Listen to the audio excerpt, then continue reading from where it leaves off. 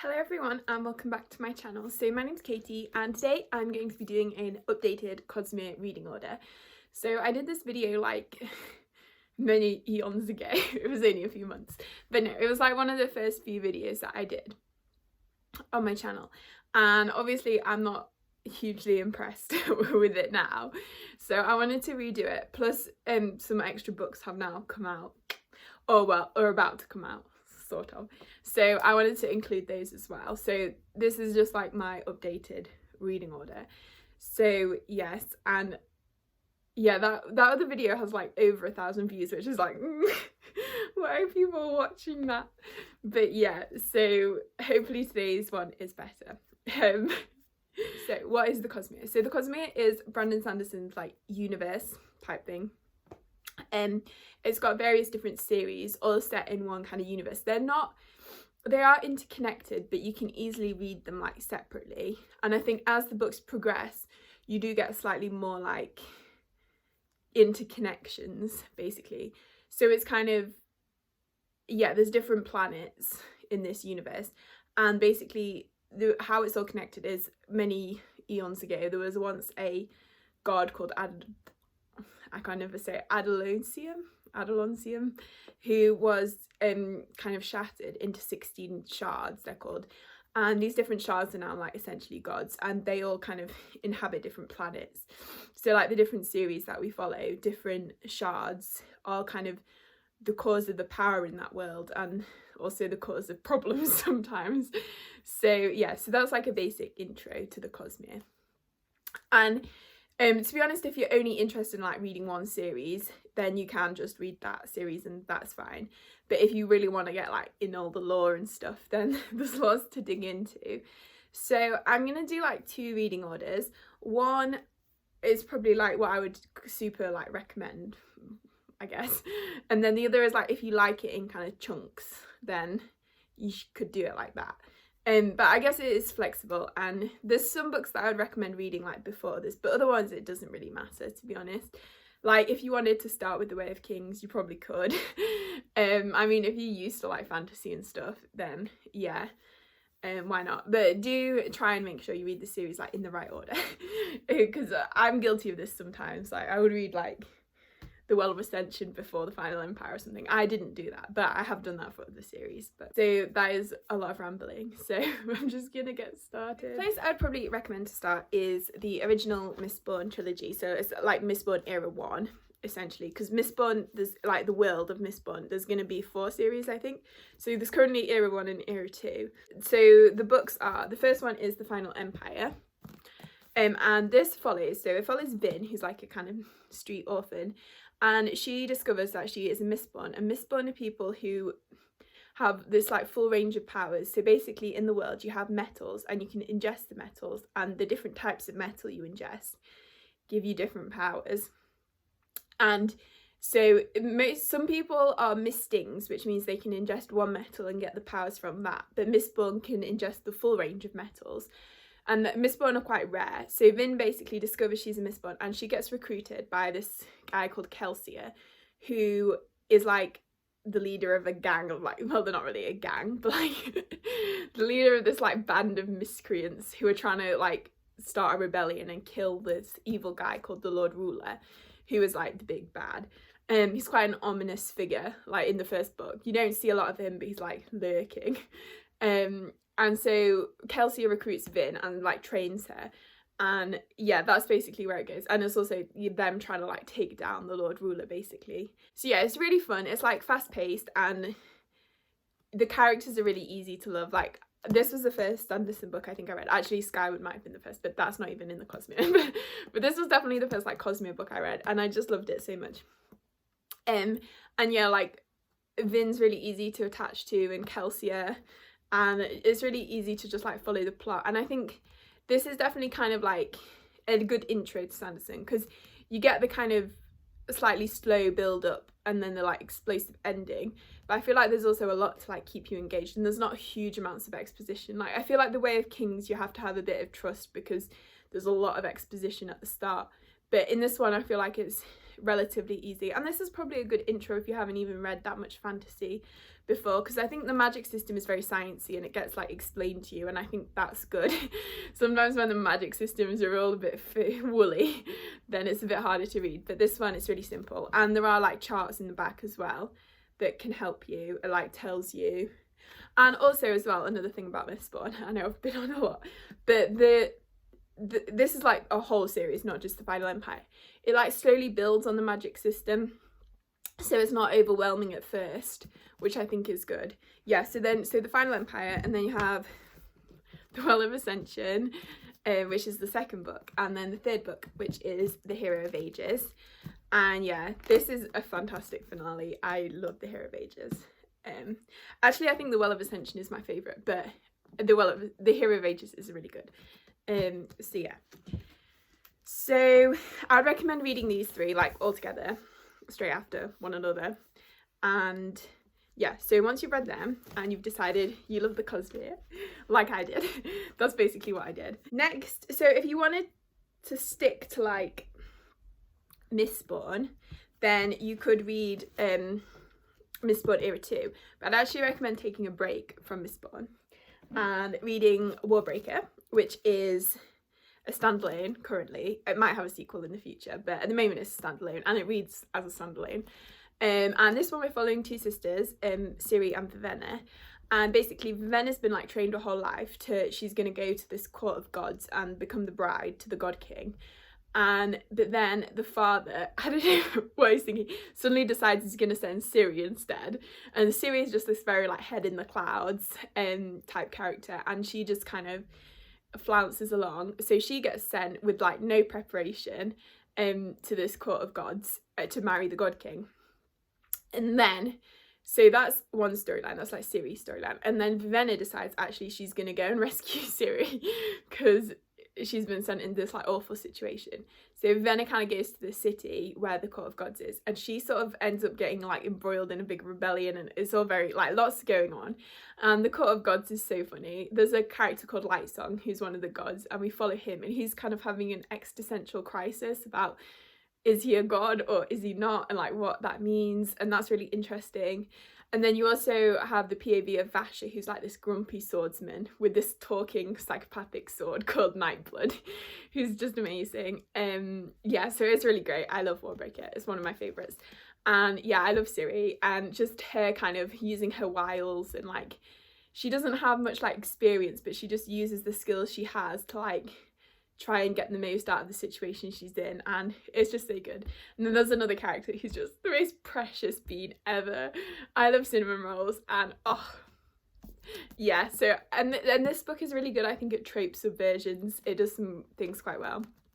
And yeah, so that's that one. I really want to reread this soon actually, and it's very pretty. Yes, so that's that one. Okay, and then once you've read Warbreaker, I would say read Elantris, which is actually Sanderson's like first published novel, I guess. And I feel like I like Elantris. I know it's generally like considered the weakest, but I actually still think it's really good. And I think it's a bit quieter than the other books in the Cosmere. So I feel like if you wanted to start with it, you could, but it's not a great reflection of like some of the other books. But I feel like once you like know Sanderson's style, you can definitely see some of the like bits that he's got in there. And so in this one we're following three main characters, so Rauden, Serene, and Hrathen.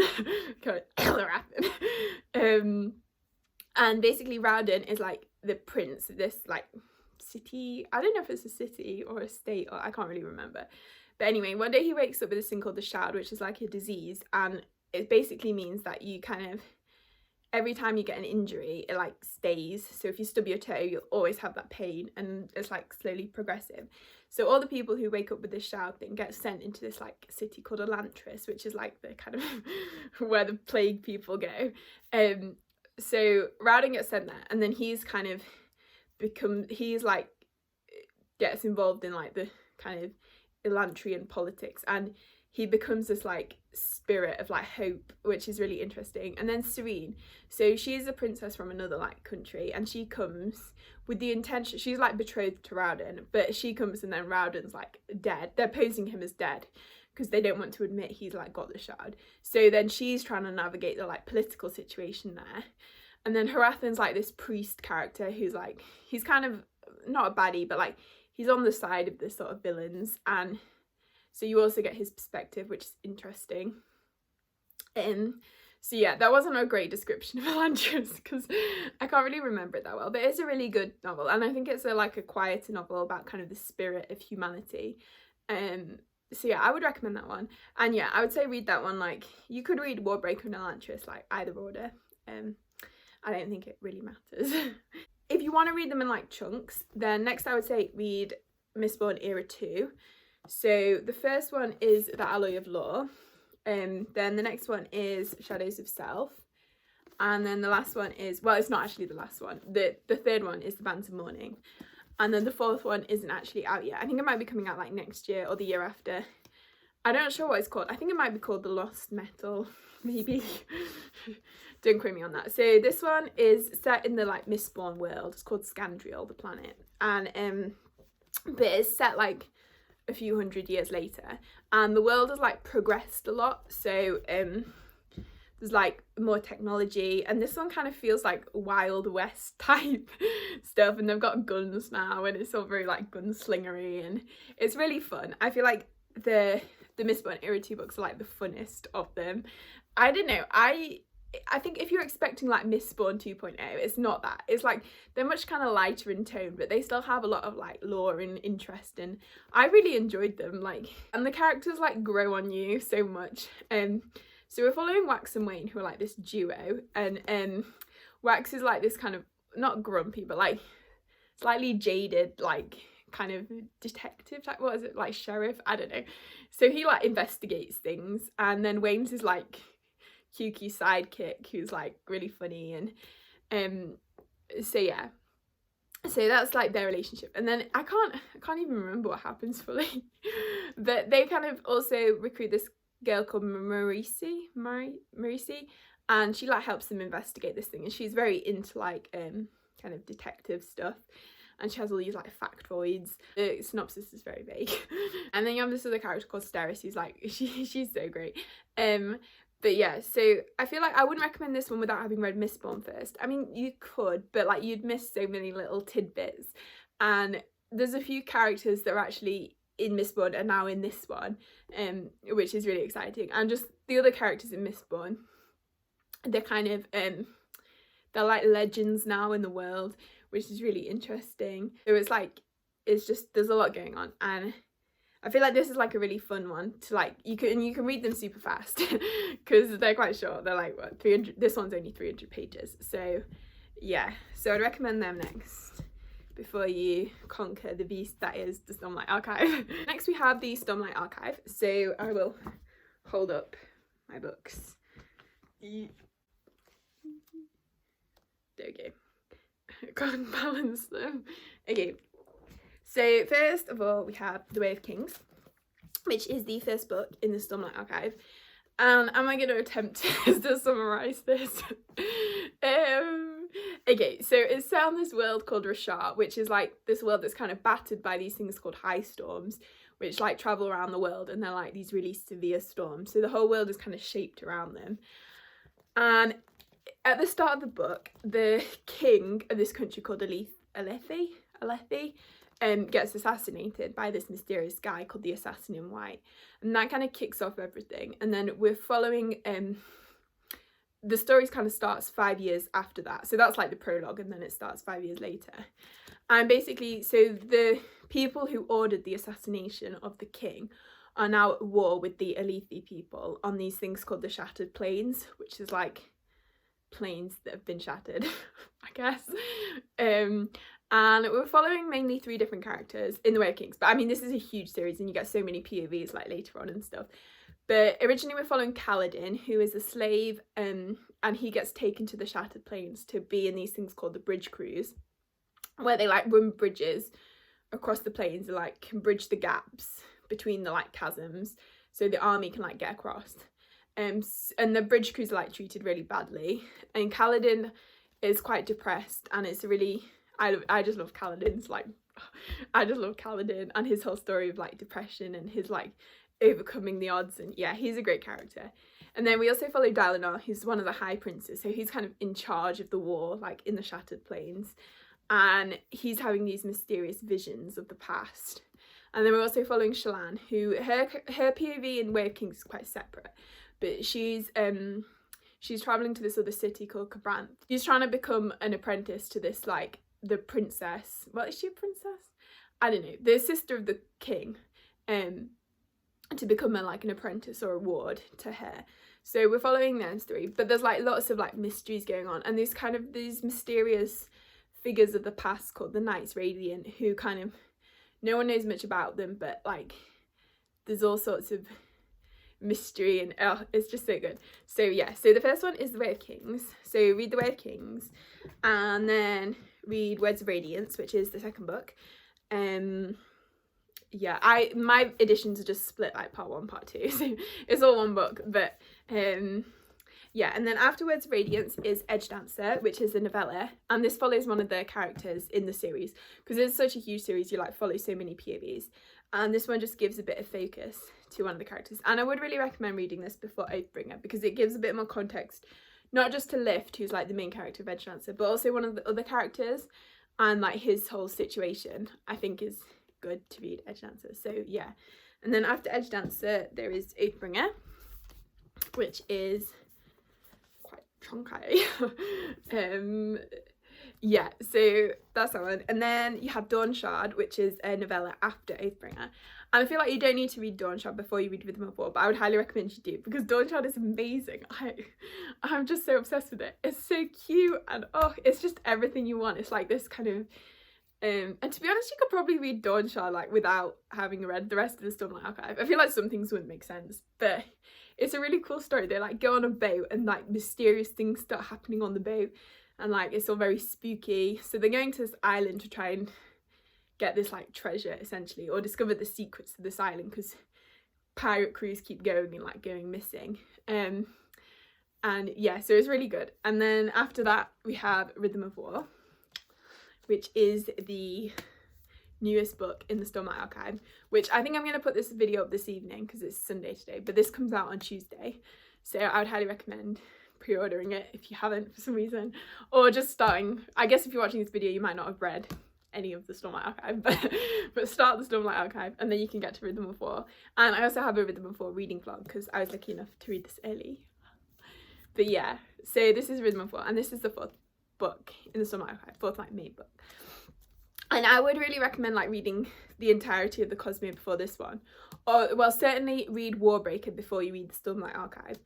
Also, I would recommend reading Mistborn Era 2 before you read Rhythm of War as well, just because otherwise some things might not make any sense.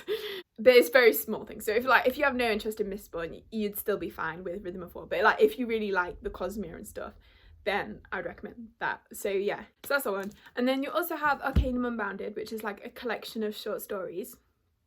And I don't know where I'd recommend reading this. I would say maybe read it before Oathbringer, I would say. But then I feel like Oathbringer was the book where like my understanding of the Cosmere as a whole suddenly started to make a lot more sense. So yeah, I would say read Arcadium Unbounded before Rhythm of War. Yeah, that's a hard one to place. Like, just read it whenever you want, basically. No, read it after you've read Mistborn Era 1. You could read it before Mistborn Era 2.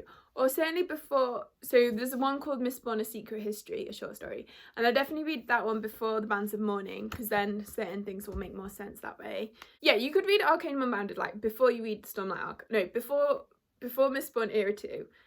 But just don't read Edge Dancer, which is the last book, because that wouldn't make any sense unless you'd read the Stomlight Archive. That's where I'd recommend it. Okay, we got over that one. This video is getting so long. I just ramble and ramble and ramble. But yeah. So the other way I would say you could do it is if you wanted to like split things up. So if you didn't want to read like all the Stomlight Archive in one go, I would say you could probably like chop and change. So you could read kind of The Way of Kings, and then you could read like Alloy of Law, and then you could read Words of Radiance, and then you could read like Shadows of Self. But I think it's just general, like there's some rules that I would stick to. So read Warbreaker before you read the Stomlight Archive. Read Mistborn Era 2 before you get to like Rhythm of War. Yeah, start with probably The Final Empire or Warbreaker, just because they're like the easier ones to sort of get into. I know you could also start with Elantris, but I feel like that's not a great reflection of whether you'd like the Cosmere as a whole. So yeah, they're just some thoughts. So I know I only really went through like one reading order, but I feel like I've given you some pointers, so do what you want.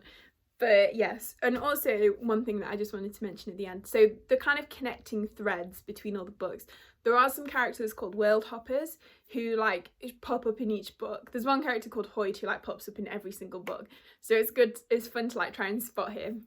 And then there are some other characters as well that kind of world hop, and you can like try and spot them, which is so much fun. There's some really good like tidbits, and yeah, the Cosmere is really fun to like get into, and so many resources as well. Like there's a website called Coppermind and 17th Shard, and if you like want some things explaining more then they're really great resources.